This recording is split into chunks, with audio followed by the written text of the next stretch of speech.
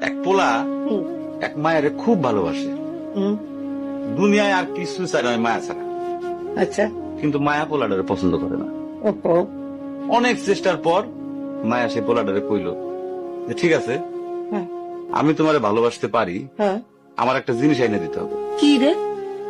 পোলাটা তখন কইল যে তোমারে পাওয়ার লিগা আমি দুনিয়ার যে কোনো জায়গা থেকে যে কোনো জিনিস এনে দিতে পারি। হ্যাঁ, হ্যাঁ।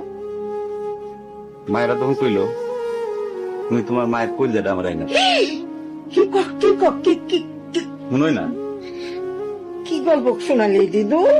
পোলা তখন দৌড়াইতে দৌড়াইতে তার মায়ের কাছে গেল, হ্যাঁ, মারে যায় কইল হ্যাঁ, মা আমি একটা মায়ের ভালোবাসছি, আমি তার ছাড়া বাঁচুন না। হ্যাঁ। কিন্তু ওই মায়া আমার একটা জিনিস নিয়ে যাইতে কইছে, সেটা হলো তোমার কলিজা। তুমি যদি তোমার কলিজাটা আমারে দাও, ওই মায়াটা কলিজাটা পাইলে আমার ভালোবাসবে।